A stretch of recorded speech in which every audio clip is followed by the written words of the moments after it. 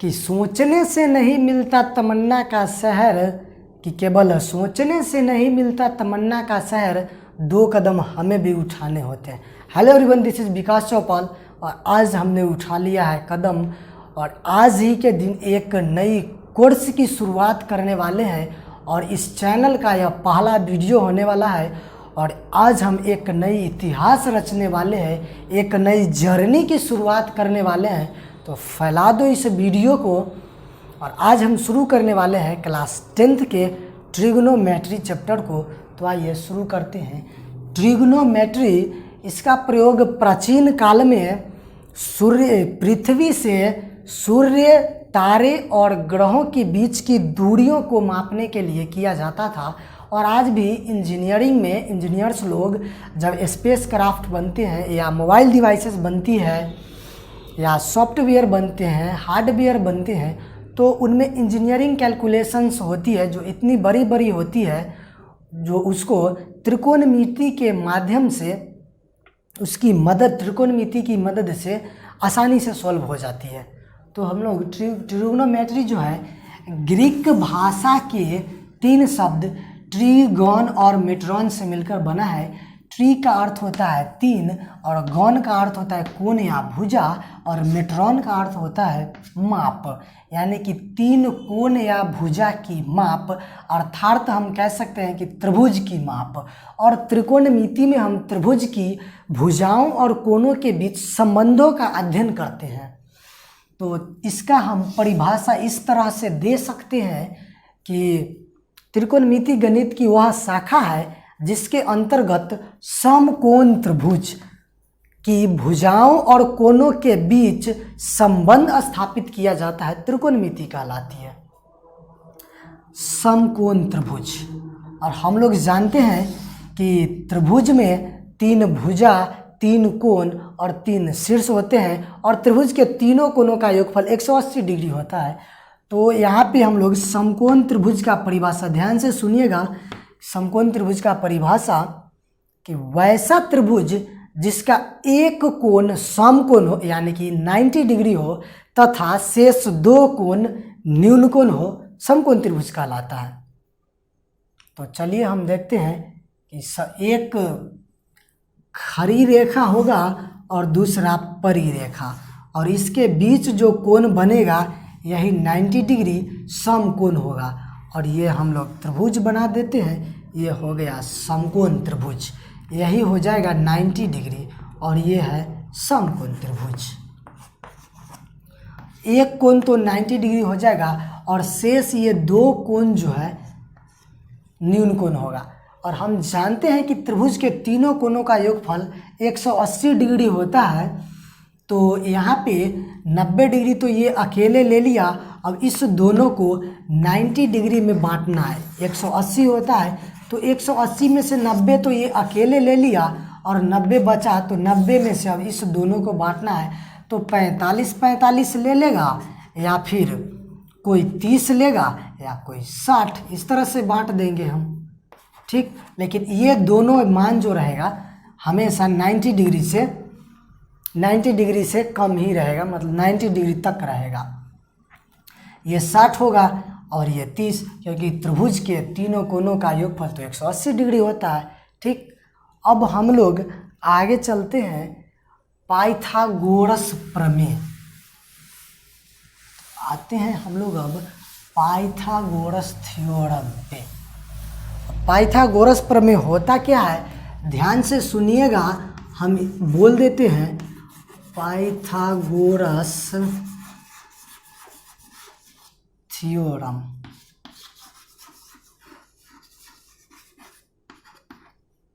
ये क्या होता है, ध्यान से सुनिएगा कि समकोण त्रिभुज में कर्ण का वर्ग शेष 2 भुजाओं के वर्गों के योग के बराबर होता है, यानी कि कर्ण का वर्ग। तो पहले हम लोग एक समकोण त्रिभुज बनाते हैं। तो ये रहा समकोण त्रिभुज, इसका नाम दे देते हैं ए, बी और सी। अब इसमें कैसे पता करेंगे कि कौन सा कर्ण है, और कर्ण त्रिभुज की सबसे बड़ी भुजा होती है और सबसे बड़ी भुजा कौन है, कैसे पता करेंगे? तो ये जो 90 डिग्री जो है ये सबसे बड़ा कोण है, ये दोनों तो न्यून कोण है, अभी हमने बताया है आप लोगों को। तो ये न्यून कोण है ये दोनों, और ये 90 डिग्री है। तो जो कोण सबसे बड़ा है उसके सामने वाली भुजा सबसे बड़ी भुजा होती है, और त्रिभुज के सबसे बड़ी भुजा ही कर्ण कहलाती है। ठीक, कर्ण हाइपोटेन्यूस कर्ण हो गया। ठीक, और त्रिभुज में, समकोण त्रिभुज में एक कर्ण और दूसरा लंब और तीसरा आधार होता है।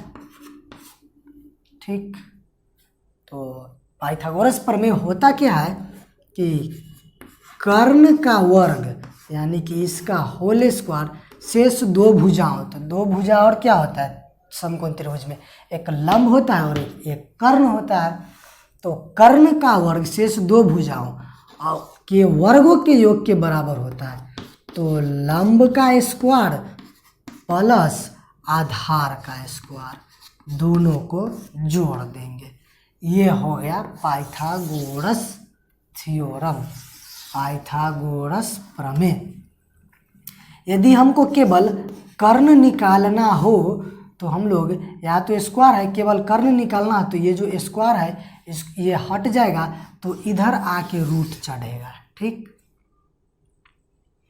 तो ये तो वैसे ही रहेगा कि लंब का होल स्क्वायर प्लस आधार का होल स्क्वायर। ठीक, अब आगे यदि लंब निकालना हो तो क्या करेंगे कि लंब इधर है तो हम लोग लंब को तो ज्यों का त्यों रहने देंगे, लंब स्क्वायर है और इधर जो है कर्ण स्क्वायर है। ठीक, इसको ऐसे रहने दिए। अब हमको लंब निकालना है तो ये आधार जो है इधर प्लस में है, इसको इधर लेके आएंगे हम, माइनस में आ जाएगा आधार का होल स्क्वायर। इसको हम लोग सीधा करके लिख देंगे कि लंब स्क्वायर बराबर हो जाएगा कर्ण स्क्वायर माइनस आधार स्क्वायर। ठीक, और ये तो लंब स्क्वायर है, और यदि हम यहाँ से केवल लंब यदि निकालना हो, केवल लंब निकालना हो तो लंब बराबर हम लोग करेंगे क्या कि इस पर रूट चढ़ेगा, यानी कि हो जाएगा कर्ण का होल स्क्वायर माइनस आधार का होल स्क्वायर। ठीक, तो यहाँ पे कर्ण और लंब हो गया, और अब एक बचा कि हम लोग आधार। तो आप लोग इसका स्क्रीनशॉट ले सकते हैं, और अब हम निकाल लेते हैं यहीं से आधार। तो इधर हम निकाल के देख लेते हैं। अब आधार यदि निकालना हो तो कैसे करेंगे? आधार इधर है तो आधार को तो इधर ही रहने दें, आधार स्क्वायर है यहाँ पे तो आधार स्क्वायर को हम उधर रहने दिए, और इधर जो है कर्ण स्क्वायर है तो कर्ण स्क्वायर रहने दिए। ठीक, अब लंब स्क्वायर यहाँ था तो लंब यहाँ कुछ नहीं है तो प्लस होता है, तो लंब स्क्वायर जो है यहाँ प्लस में है इधर, और हम इसको इधर ले आएंगे कर्ण के साइड में तो ये लंब जो है माइनस में हो जाएगा, तो यहाँ पे आ जाएगा माइनस लंब स्क्वायर। ठीक, अब इसको हम सीधा कर लेंगे तो ये हो जाएगा आधार स्क्वायर बराबर कर्ण स्क्वायर और माइनस लंब स्क्वायर। ठीक, ये आधार स्क्वायर निकल गया, और केवल आधार निकालना हो तो स्क्वायर हटाएंगे, इधर रूट चढ़ेगा, तो यहाँ पे हम लोग लिख देंगे कि कर्ण स्क्वायर और माइनस लंब स्क्वायर। ठीक, समझ में आ रहा है? पाइथागोरस प्रमेय होता है ये, और हम लोग कर्ण निकाल लिए यदि, और जब लंब निकालना हो केवल तो लंब स्क्वायर हम यहाँ पे लंब निकाल लिए, और लंब निकालना हो तो ये रूट चढ़ जाएगा इधर। यहाँ पे हम लोग आधार स्क्वायर निकाले हैं केवल, तो आधार स्क्वायर बराबर ये निकाल लिए, और जब स्क्वायर हटेगा इधर से केवल आधार निकालना हो तो इधर रूट चढ़ जाएगा। ये होता है पाइथागोरस प्रमेय। इसका आप लोग स्क्रीनशॉट ले सकते हैं। और अब हम आते हैं चैप्टर की महत्वपूर्ण बातें पर। इसको आप लोग याद रखिएगा, इसका यूज है बहुत प्रश्नावली 8.1 में। अब आते हैं काम की बात पर। त्रिकोणमितीय अनुपात। एक त्रिभुज लेते, इसमें केवल समकोण त्रिभुज चलेगा। समकोण त्रिभुज लेते हैं, ओके। अब ये रहा समकोण त्रिभुज, इसका हम नामकरण कर देते हैं ए, बी और सी। ठीक, तो ध्यान दीजिएगा कि समकोण त्रिभुज में यदि प्रश्न में जिस कोण की चर्चा हो उसके सामने वाली भुजा हमेशा लंब होती है, यानी कि ये तो 90 डिग्री होगा और ये दो कोण जो है न्यून कोण है। तो जिस न्यून कोण की चर्चा होगी प्रश्न में, उसके सामने वाली भुजा हमेशा लंब होगी। ठीक, और यहाँ पे कर्ण कौन होगा, तो ये 90 डिग्री है और 90 डिग्री के सामने वाली भुजा जो होगी सबसे बड़ी भुजा, और वही कर्ण कहलाती है। ठीक, इसका अंग्रेजी होता है हाइपोटेन्यूस। ठीक, कर्ण। और जिस न्यून कोण को हम यहाँ पे ये कोण के लिए चल रहे हैं, और ध्यान से सुनिएगा, इस बात को आप लोग याद रखिएगा कि यदि प्रश्न में जिस न्यून कोण की चर्चा होगा उसके सामने वाली भुजा हमेशा लंब होगी। यहाँ पे हम इस न्यून कोण के लिए चल रहे हैं, तो इसके सामने वाली भुजा जो हो जाएगी ये होगा लंब, यानी कि परपेंडिकुलर। ठीक, अब लंब हो गया और कर्ण हो गया, तो बचा क्या, बेस, यानी कि आधार। ठीक, ये तीन ही तो चीज होते हैं समकोण त्रिभुज में। अब एक स्थिति और है इसमें कि हम लोग फिर से एक समकोण त्रिभुज बनाते हैं, इसका भी हम नामकरण कर देते हैं। अब ये तो आप लोग जानते हैं कि 90 डिग्री के सामने वाली जो भुजा होती है ये कर्ण होती है, हाइपोटेन्यूस। और अब यहाँ पे हमने इस न्यून कोण के लिए चला था, यहाँ पे इस न्यून को हम लेंगे, इस न्यून कोण के लिए चलेंगे, तो इसके सामने वाली जो भुजा होगी ये हो जाएगा लंब। ध्यान से समझिएगा, इसमें बहुत स्टूडेंट्स गलती कर बैठते हैं और उनका आंसर नहीं आ पाता है प्रश्न का। तो ध्यान दीजिएगा कि जिस न्यून कोण के लिए हम चलेंगे उसके सामने वाली भुजा लंब होती है, और 90 डिग्री के सामने वाली भुजा तो हमेशा कर्ण होती है, और ये कर्ण फिक्स रहता है। ये हो गया लंब, और कर्ण और लंब हो गया, तो बचा क्या, ये हो जाएगा आधार। जब हम इस न्यून कोण के लिए चले तो लंब हो गया BC, कर्ण तो AC दोनों में फिक्स रह गया, और आधार हो गया AB। और यहाँ पे जब हम C न्यून कोण के लिए चले तो लंब हो गया हमारा AB, और BC जो हो गया आधार। तो ध्यान देने वाली बात है ये। अब हम आते हैं त्रिकोणमितीय अनुपात पर। और त्रिकोणमितीय अनुपात 6 प्रकार के होती हैं। पहला जो होता है साइन होता है, साइन थीटा, और साइन का होता है लंब अनुपात कर्ण। अनुपात का मतलब समझिएगा बटा, लंब बटा कर्ण, और इसको अंग्रेजी में कहें तो परपेंडिकुलर बटा हाइपोटेन्यूस। अब होता है दूसरा कॉस, तो कॉस बराबर होता है आधार बटा कर्ण। इसका अंग्रेजी हम लोग आधार का बेस और कर्ण का हाइपोटेनियस B/H देंगे। अब होता है tan थीटा तीसरा, तो tan बराबर होता है लंब बटा आधार। लंब का परपेंडिकुलर और आधार बेस, ये अंग्रेजी में हो जाएगा। और अब ध्यान देने वाली बात, इसको आप लोग स्क्रीनशॉट ले लीजिएगा।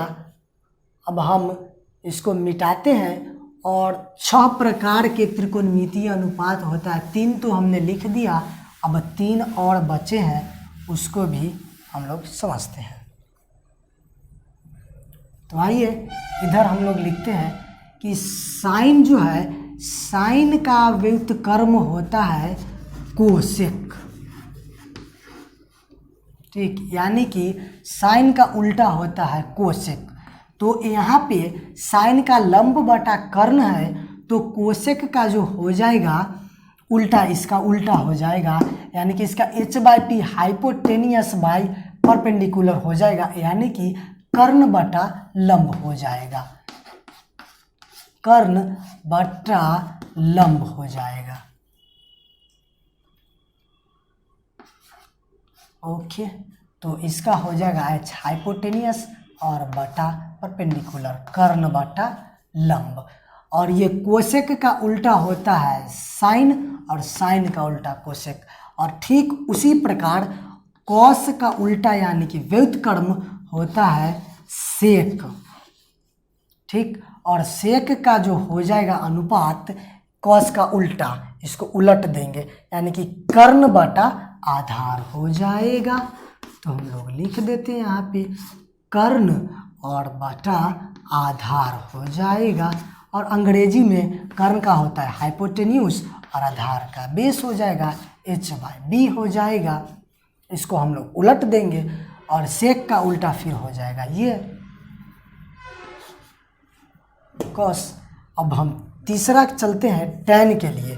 तो टैन का व्युत्क्रम होता है कॉट, ठीक, और कॉट, कॉट का व्युत्क्रम फिर हो जाएगा ये, दोनों रिवर्स चलता है, उल्टा टैन। तो कॉट टैन का होता है लंब बटा आधार, तो इसका हो जाएगा उल्टा, इसको उलट देंगे, आधार बटा लंब हो जाएगा, कॉट का आधार बटा लंब हो जाएगा। इसका अंग्रेजी आधार का हो जाएगा बेस और लंब का परपेंडिकुलर, b/p उलट देंगे, ठीक। ये 6 प्रकार के त्रिकोणमितीय अनुपात हैं। इसको आप लोग स्क्रीनशॉट ले लीजिएगा। अब इसको याद रखने के लिए तो आप ऐसे भी याद रख सकते हैं, ये 3 को आप याद कर लेंगे तो इस तीनों को उल्टा करके याद कर लीजिएगा। और इसका ट्रिक भी है, तो हम ट्रिक देते हैं कि पहला ले लेते हैं कि पंडित बद्री प्रसाद हर हर बोले सोना चांदी तौल, यानी कि सोना चांदी, साइन सोना कॉस चांदी और पी से हो जाएगा सोना चांदी तौल, तो टैन। या फिर एक तरीका और है, पापा बीड़ी पियोगे, हाँ हाँ बेटा, इस तरह से भी आप याद रख सकते हैं। तो यहाँ पे और नीचे जो चलेगा साइन का तो उल्टा होता है कोसेक, ठीक, और इसका हो जाएगा सेक, और फिर टैन का उल्टा चलता है कॉट थीटा। तो साइन का जो फॉर्मूला हो जाएगा p/h, यानी कि परपेंडिकुलर बटा हाइपोटेनियस, यानी कि लंब बटा कर्ण हो जाएगा साइन के लिए, और कॉस के लिए b/h बेस बटा हाइपोटेनियस, यानी कि आधार बटा कर्ण, और टैन के लिए p/b यानी कि परपेंडिकुलर बटा बेस लंब बटा आधार। और कोसेक के लिए उसी तरह चलेंगे, h/p हो जाएगा, उल्टा चलेंगे ऊपर, नीचे से ऊपर, और सेक के लिए h/b और कॉट के लिए b/p। और एक तरीका और है यहाँ पे कि हम लोग हिंदी में इसको लाल बटे कक्का से याद रख सकते हैं। तो यहाँ पे शुरुआत में पहला चलेगा साइन, दूसरा कॉस, और तीसरा जो एल है ये चलेगा टैन के लिए, और नीचे वही फिर उल्टा चलेंगे, उल्टा तो साइन का तो होता है कोसेक थीटा, कोसेक, और ये हो जाएगा सेक, और ये हो जाएगा कॉट। ठीक, और ये जो हम थीटा थीटा लिख रहे हैं, ये सब थीटा, थीटा जो होता है न्यून कोण को दर्शाता है। ये गुणनखंड नहीं है, गुणनफल नहीं है, ये थीटा जो है न्यून कोण को दर्शाता है। हमने बताया है आपको दो न्यून कोण समकोण त्रिभुज में, ये थीटा उसी दो न्यून कोण को दर्शाता है। तो यहाँ लाल बटे कक्का से हम लोग साइन का सूत्र याद कर सकते हैं, साइन का अनुपात, कि साइन होता है लंब बटा कर्ण, कॉस आधार बटा कर्ण, और टैन लंब बटा आधार। और उसी तरह हम ऐसे उल्टा चले जाएंगे रिवर्स में, ऊपर नीचे से ऊपर, कि कोसेक का होता है कर्ण बटा लंब, सेक का कर्ण बटा आधार, और कॉट का आधार बटा लंब। इस तरह से भी आप लोग इसे याद रख सकते हैं। तो अब हम लोग एग्जाम में होता क्या है कि ये 6 प्रकार के तो त्रिकोणमितीय अनुपात है, इसका फुल नेम और इसका जो हिंदी मीनिंग होता है वो पूछ देता है।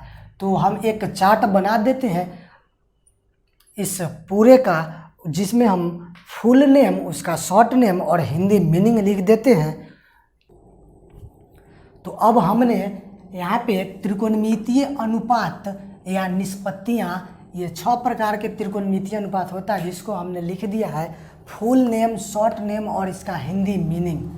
तो यहाँ पे साइन जो होता है, साइन का फुल नेम होता है SINE, साइन, शॉर्ट होता है साइन, इसका हिंदी ज्या होता है।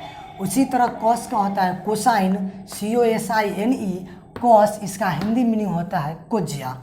उसी तरह तीसरा टैन का होता है टेंजेंट, TANGENT, इसका शॉर्ट होता है TAN, और इसका हिंदी जो होता है टैन का स्पर्श ज्या होता है।